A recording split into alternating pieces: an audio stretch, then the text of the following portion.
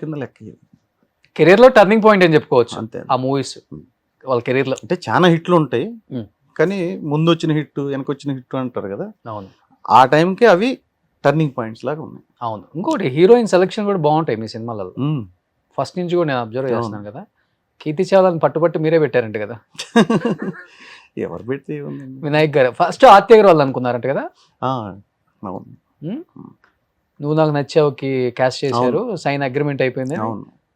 చేయలేదు అంట. అవును. ఇప్పుడు ఎక్కడ ఉందో కీర్తి చావ్లా.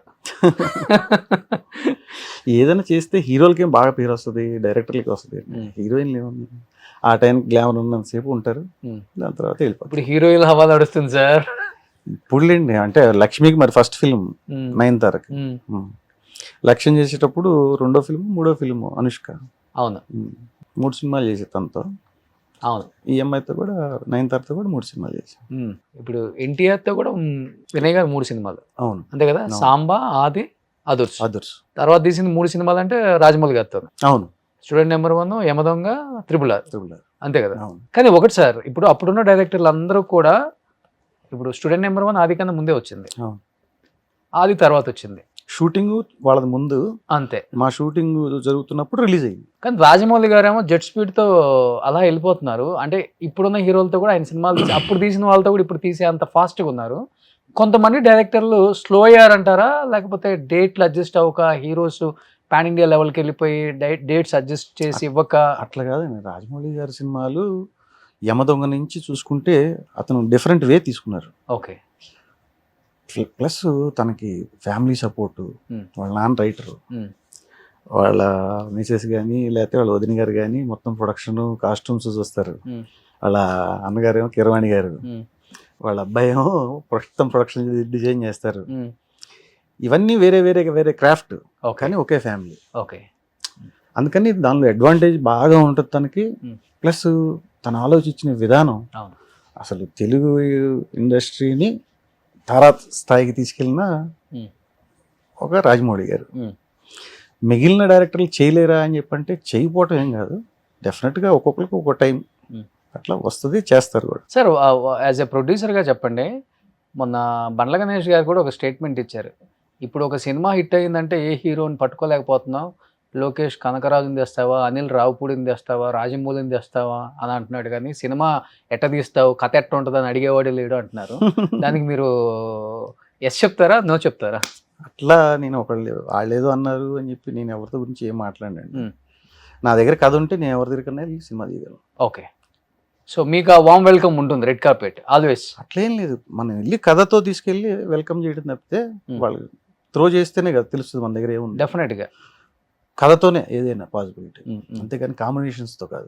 బట్ ఇండస్ట్రీలో ఎనీ హీరో బుజ్జి గారు కాల్ పిక్ చేసి చెప్పండి బుజ్జి గారు కథ ఉందా ఒకసారి వింటాను అనే హీరోస్ అందరూ ఉన్నారా? 100%. ఇప్పుడు దాకా నో అన్న హీరో లేరు మన దగ్గర. నిజంగా ఆ హీరోకి కథ ఉండాలి కానీ ఓకే, ఇప్పటి వరకు నో అన్న హీరో లేడు. అంటే కథ ఉండాలి, ఓకే సార్. కథ అక్కడికి వెళ్తేనే కదా అది ఎస్ఆర్ నువ్వు చెప్పగలిగేది. అక్కడ దాకా ఫస్ట్ అసలు తీయటానికి మన మైండ్ లో ఇది బాగుంటది అని అనిపిస్తే ఓకే ఆటోమేటిక్ గా వింటాడు హీరో. ఏ హీరో కూడా నేను విన్నని చెప్పి చెప్పరు. ఓకే. విన్న తర్వాత అది చేయటం చేయకపోవటం తన ఇష్టం. ఓకే.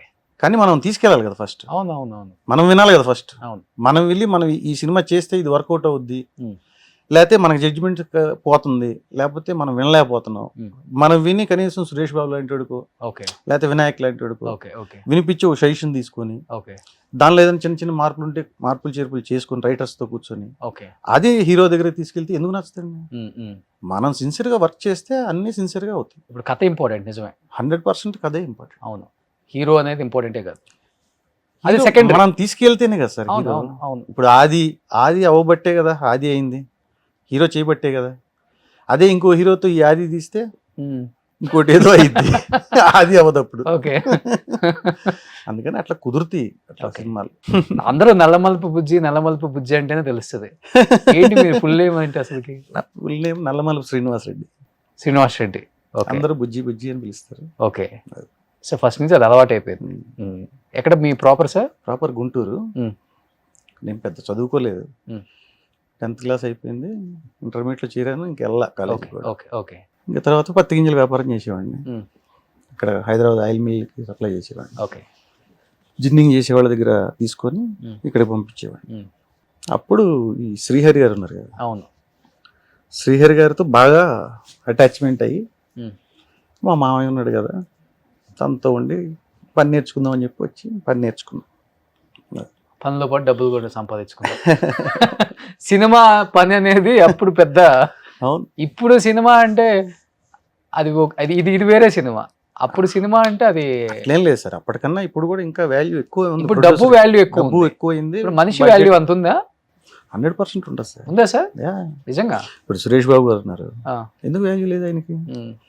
అట్లాగే శ్యాంప్రసాద్ రెడ్డి గారు ఉన్నారు, ఎందుకు లేదు? ఆయన రామానాయుడు కొడుకు కాబట్టి ఆ వాల్యూ ఉంది. అరవింద్ గారు ఉన్నారు, ఎంఎస్ రెడ్డి కొడుకు కాబట్టి ఆ వాల్యూ ఉంది. అట్లేం లేదండి. ఆయన అల్లు రామలింగ గారు కొడుకు కాబట్టి ఆ వాల్యూ ఉంది. అట్లే ఉండదు. బుజ్జి గారికి దిల్ రాజు గారు ఎవరు? దిల్ రాజు గారు ఎవరు కొడుకు? దిల్ రాజు గారిని ఇప్పుడు చాలా మంది ఇష్టానికి మాట్లాడుతున్నారు కదా పాపం. ఎవరు సార్ మాట్లాడలేదు సార్? 2-3 వీడియోలు నేను ఎందుకు మాట్లాడతారు సార్ తన గురించి? ఏం చేశాడని మాట్లాడతారు? ఏం చేయలేదు కాబట్టి మాట్లాడుతున్నారు, ఆయన ఏం అనలేదు కాబట్టి మాట్లాడుతున్నారు. తను కూడా మంచి మేకర్, మంచి మేకర్ సార్. ఎంతమంది సూపర్ హిట్ తీశారు ఆయన. ఎంతమంది కొత్త డైరెక్టర్లకి అవకాశాలు ఇచ్చాడు. ఏముంది సార్ కాంట్రవర్సీ తన మీద? నటికుమార్ మాట్లాడలేదు సార్ మొన్న డిబేట్ లో. సార్ ఎన్ని మాడుతూ ఉంటారు, హీరో డేట్స్ ఇస్తారు ఆయన. మాట్లాడేవాళ్ళు 100 మాడతారు సార్. వీళ్ళందరూ వాళ్ళ హిట్లో ఉన్నప్పుడు ఏం చేశారు? అంతే, వాళ్ళ సినిమాలు రిలీజ్ చేసుకుని డబ్బు సంపాదించుకున్నారు. ఇప్పుడు ఏదో ఒక సినిమా పోయిందని చెప్పి ఊరినే మాడతారు. అట్లే నేను అదే అంటాను సార్, అప్పుడు సినిమాలు పోయినా మనిషికి వాల్యూ ఉండేది. ఇప్పుడు ఒక సినిమా కొంచెం అటు ఇటుగా ఉంటే ఇష్టానికి మాట్లాడుతున్నారు. అట్లా అయిపోయింది కొంతమంది వల్ల, అందరి వల్ల నేను చెప్పను సార్. ఆ కొంతమంది అప్పుడు ఉంటారు, ఇప్పుడు ఉంటారు సార్. వాళ్ళు ఎప్పటికీ అట్టనే ఉంటారు. ఓకే, కానీ మనం ఇలానే ఉంటాం. మనం బిందాస్ హ్యాపీగా ఉంటాం. సూపర్. ఇప్పుడు ఎనీహావ్ బన్నీతో ఒక సినిమా కన్ఫర్మ్ అవుతుంది అంతేనా? We have a commitment. త్వరలో చెప్తాను, చేస్తానని చెప్పేశారు. ఇప్పుడు పాన్ ఇండియా లెవెల్ అది బన్నీ అంటే మరి చూద్దాం అప్పుడు కథ ఎట్లా సెట్ అవుద్దు, భగవంతుడు మనకి ఏం రాసి పెట్టాడు. ఇప్పుడు అది కాక ఇప్పుడు అట్లీదా లోకేష్ కనకరాజుతో జరుగుతుంది కదా, అట్లీ జరుగుతుంది. సో ఇంకా దాని తర్వాత ఎట్లా ఉంటుందో ఇంకా. ఆన్లైన్ మన హీరోలు బాగా పెరగాలి ఇంకా. సూపర్. సో ఏం చెప్తారు? Aadi 25 years super duper hit, 10 times collection, తొడగొట్టు చిన్న అన్నారు, బాక్స్ ఆఫీస్ బద్దలు కొట్టేశారు. సో ఇంత సూపర్ డూపర్ హిట్ చేసిన 25 years అయినా, అండ్ మధ్యలో రిలీజ్ సండేలో అయింది. అవును, పిచ్చ క్రౌడ్ అప్పుడు కూడా. మొత్తం రిలీజ్ చేయలేదు మీరు మొత్తం కూడా అక్కడ? అంటే అప్పుడు ఏదో టెక్నికల్ గా ప్రింట్లే ఆడుతా ఉన్నాయి, డిస్ప్లే చేయలేదు అనుకుంటా. Okay okay okay. So next ఇలాంటి ఒక సినిమా మళ్ళీ జూనియర్ ఎన్టీఆర్ గారితో తీయాలన్న ఆలోచన? కథ ఉంటే మాకు అటువంటి ప్రాబ్లం ఏం లేదండి, హ్యాపీగా వెళ్ళి చేసేస్తాం. బుజ్జి గారు 25 years ఆది తరపున చాలా ఇయర్స్ తర్వాత స్క్రీన్ ముందుకు వచ్చారు. చాలా బలవంతంగా పిలిచాను నేను ఆయన్ని, రావాలి ఖచ్చితంగా మాట్లాడాలి మీరు అని. చాలా తక్కువ మాట్లాడతారు ఆయన. ఆయన ఆయన పని అంతా సినిమాలోనే చూపిస్తారు. సినిమా అంటే అంత పిచ్చి ఆయనకి, అందుకనే అన్ని సూపర్ డూపర్ హిట్ సినిమాలు తీశారు ఆయన. ఇప్పటికీ ఒక 16-17 సినిమాలు తీసుంటారు యాజ్ ఏ ప్రొడ్యూసర్గా. ఒక 5-6 మిస్ఫైర్ అయి ఉంటారు, కానీ అన్ని super duper hits almost. So అలాంటి సినిమాలు తీయటమే కాకుండా అన్ని సినిమాలు తీసానన్న అదేది మైండ్కి ఎక్కించుకోలేదు. ఆ వాల్యూ ఇండస్ట్రీలో మీ మీద అలానే ఉంది, హీరోస్కి అలానే ఉంది. బుజ్జి అంటే మనవాడ్రా, ఎప్పుడైనా సినిమా తీస్తానంటే ఓకే చెప్పాలరా అని అనుకునే హీరోసే ఎక్కువ మంది ఉంటారు. కాబట్టి ఇంకా మంచి సినిమాలు తీయాలని మేము మనస్ఫూర్తిగా కోరుకుంటున్నాను. Bujjanna, thank you so much. Thank you. Suman టీవీలో మీ పర్సనల్ అండ్ బిజినెస్ ప్రమోషన్స్ కోసం కింది నెంబర్కి కాంటాక్ట్ చేయండి.